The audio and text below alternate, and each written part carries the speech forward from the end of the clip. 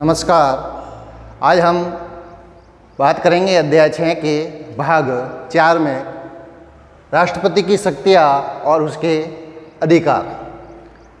राष्ट्रपति की शक्तियों की अगर बात करें तो राष्ट्रपति की शक्तियों को मूल रूप से अध्ययन की सुविधा की दृष्टि से दो भागों में बांटा गया है।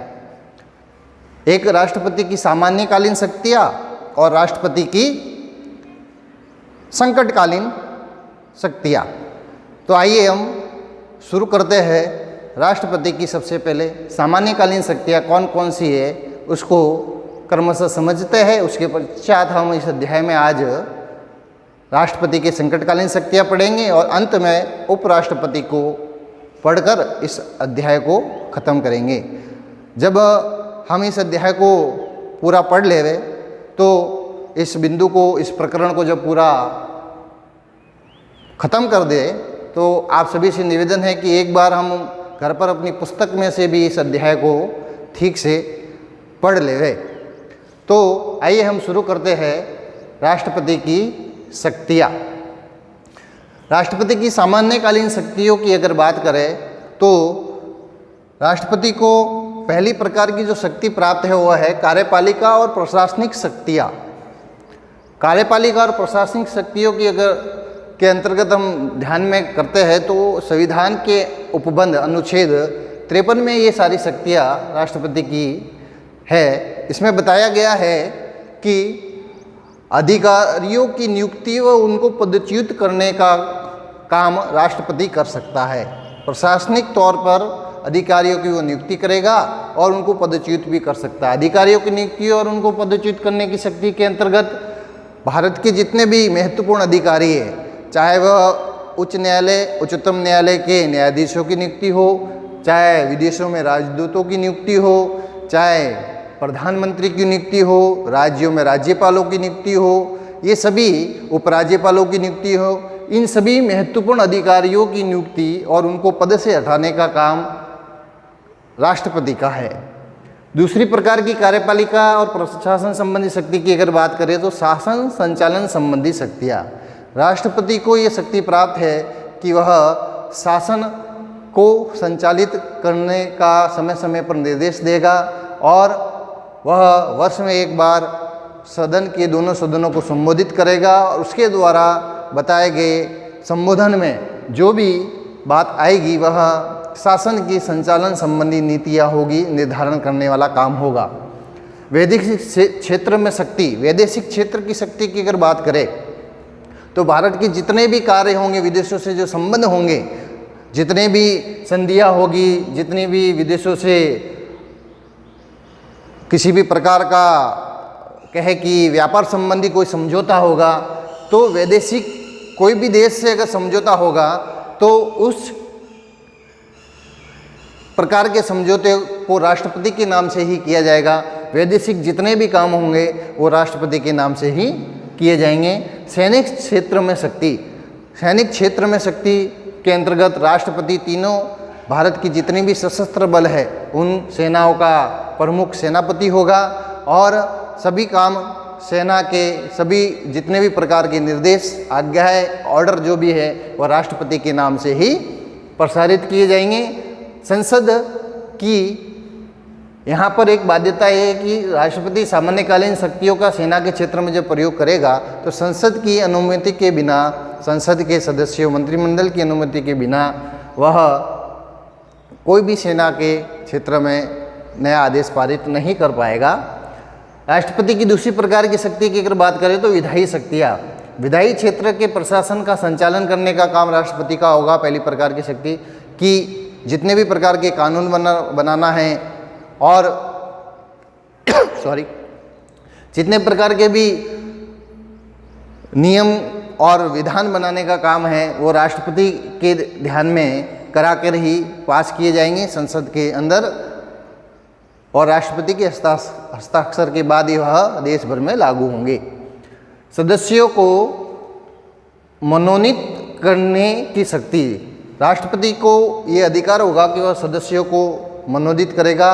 राज्यसभा और लोकसभा की अगर हम बात करें तो राज्यसभा में वह राष्ट्रपति 12 सदस्यों को, लोकसभा में 2 आंग्ल भारतीय लोगों को मनोनीत करेगा। तो इस प्रकार से ये सदस्यों को मनोनीत करने की शक्ति राष्ट्रपति में है।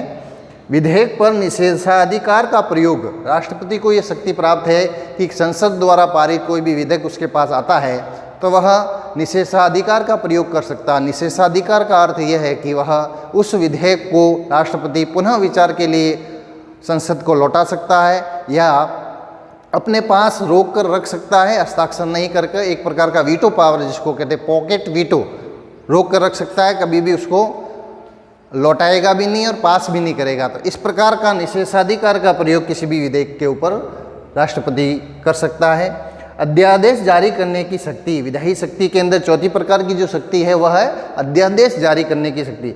राष्ट्रपति समय समय पर जब संसद का अधिवेशन नहीं चल रहा हो और किसी विशेष कानून निर्माण की अगर उस समय तत्कालिक ज़रूरत पड़ जाए तो राष्ट्रपति अध्यादेश जारी करता है और वह अध्यादेश कानून उस समय बन जाता है और देश में लागू हो जाता है और 6 माह तक ही इसको लागू किया जा सकता है। जब संसद का अधिवेशन प्रारंभ हो जाए तो उस समय इस पर विचार होता है। अगर इसको खारिज करना है तो खारिज भी किया जा सकता है और आगे बढ़ाना है तो इस अध्याय को कानून का रूप भी प्रदान संसद के द्वारा किया जा सकता है। वित्तीय शक्ति, राष्ट्रपति की विधायी शक्ति के बाद तीसरी प्रकार की जो शक्ति है वह वित्तीय शक्ति है। इसके अंतर्गत राष्ट्रपति को ये शक्ति प्राप्त है कि वर्ष में एक बार वह संसद के माध्यम से देश के सामने आय व्यय का ब्यौरा प्रस्तुत करवाएगा।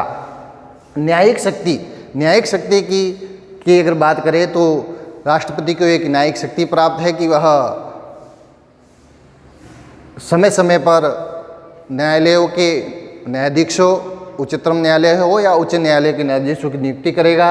और एक न्यायिक शक्ति और इसको प्राप्त है कि अगर किसी व्यक्ति को दंड, मृत्युदंड या आजीवन कारावास की सज़ा सुनाई गई है और राष्ट्रपति के पास कोई याचिका क्षमादान की अगर प्राप्त होती है तो राष्ट्रपति विभिन्न कानूनी सलाहों के माध्यम से उस व्यक्ति को मृत्युदंड या उम्र कैद को कम कर सकता है, उसको रोक सकता है। इस प्रकार का न्यायिक क्षेत्र के अंदर भी राष्ट्रपति को शक्ति प्राप्त है। तो ये कुल 4 प्रकार की सामान्यकालीन शक्तियाँ राष्ट्रपति के प्राप्त है। इस वर्ष 2020 की जो बोर्ड की परीक्षा हुई थी उसके अंदर 7 अंक का जो प्रश्न आया था वह इसी में से इस वर्ष आया है। उसमें ये पूछा गया था कि राष्ट्रपति की सामान्यकालीन शक्तियों के अंतर्गत कार्यपालिका की शक्ति और विधायी शक्तियों का वर्णन करें। तो उसके अंतर्गत इन बिंदुओं के माध्यम से राष्ट्रपति की ये दोनों शक्तियों का वर्णन करना था। तो इस प्रकार से राष्ट्रपति की सामान्यकालीन शक्तियाँ है। राष्ट्रपति की दूसरी प्रकार की शक्ति है वह है संकटकालीन अधिकार। संकटकालीन अधिकार के अंतर्गत 3 प्रकार के संकटीय व्यवस्था भारतीय संविधान में दे रखी है। अनुच्छेद 352, अनुच्छेद 356 और अनुच्छेद 360। अनुच्छेद 360 में ये कहा गया है कि युद्ध और बाहरी आक्रमण या आंतरिक अशांति की स्थिति में से संबंधित संकट की व्यवस्था अगर करनी पड़े तो राष्ट्रपति इस अनुच्छेद का प्रयोग कर देश के अंदर संकट काल की घोषणा कर सकता है। तो ये अनुच्छेद 352 में मंत्री संसद की स्वीकृति के बाद ही यह राष्ट्रपति देश में संकट काल लगा सकता है। राज्य दूसरे प्रकार का संकट काल की व्यवस्था है 356 के अंतर्गत कि राज्यों में संवैधानिक तंत्र के विफल होने से उत्पन्न संकट की व्यवस्था। अगर किसी राज्य के अंदर कोई संकट की स्थिति उत्पन्न हो जाए, ऐसी स्थिति के राज्य का वहाँ का प्रशासनिक तंत्र या राज्य की जो सरकार है वह प्रशासन को ठीक से संचालित नहीं कर सके या वहाँ सरकार गिर जाए, तो इस स्थिति में राज्य के अंदर राष्ट्रपति शासन लगाया जा सकता है। वित्तीय संकट, वित्तीय संकट की अगर बात करें तो अनुच्छेद 360 में ये कहा गया है कि राष्ट्रपति यह अगर महसूस करता है कि देश के अंदर आर्थिक रूप से अर्थव्यवस्था का जो ढांचा है वो चरमरा गया है, वह देश का जो धन धान्य है वो बिल्कुल शून्य हो गया है, तो ऐसी स्थिति में वित्तीय संकट का प्रावधान राष्ट्रपति संकट काल कर सकता है। उपराष्ट्रपति, अगला बिंदु है हमारा उपराष्ट्रपति। उपराष्ट्रपति की बात करें तो संविधान के अंदर उपराष्ट्रपति को कुछ कार्य स्पष्ट रूप से उल्लेखित नहीं है, फिर भी उपराष्ट्रपति को एक काम दे दिया गया है कि वह राज्यसभा का सभापतित्व का निर्वहन करेंगे। इनका निर्वाचन की अगर बात करें तो उपराष्ट्रपति के निर्वाचन और राष्ट्रपति के निर्वाचन और उपराष्ट्रपति के निर्वाचन में कुछ अंतर है। उपराष्ट्रपति का निर्वाचन के अंदर केवल संसद के सदस्य ही भाग लेंगे।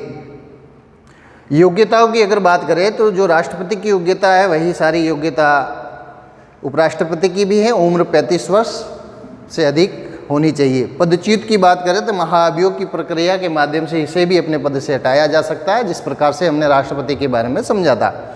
कार्य और शक्तियों की बात करें तो राष्ट्रपति के संविधान में मैंने जैसे बताया कि कोई कार्य और शक्तियाँ प्राप्त नहीं है, लेकिन अगर राष्ट्रपति की अनुपस्थिति में अगर देश के अंदर राष्ट्रपति नहीं है तो उस स्थिति में राष्ट्रपति के समस्त कार्य जो है वह उपराष्ट्रपति जी करेंगे। तो इस प्रकार से हमने आज के अध्याय में राष्ट्रपति और उपराष्ट्रपति के बारे में पढ़ा, उसकी शक्तियों और उनके अधिकारों के बारे में। राष्ट्रपति की शक्तियाँ दो प्रकार की है, सामान्यकालीन शक्तियाँ और संकटकालीन शक्तियाँ। ये दोनों महत्वपूर्ण शक्तियाँ हैं, इनको बहुत ध्यान से आप पढ़ लीजिएगा, याद कर लीजिएगा और नोट्स स्वरूप में इनको अपनी पुस्तक में उतार लेना।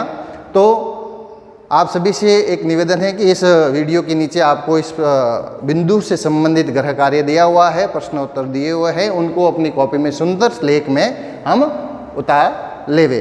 आज इसके अगले वीडियो में हम मिलेंगे, जिसके अंतर्गत हम इस पाठ के भाग 5 को पढ़ेंगे। उसमें हम ध्यान में करेंगे प्रधानमंत्री के ऊपर चर्चा करेंगे और मंत्रिमंडल मंत्रिपरिषद को विस्तृत रूप से समझेंगे।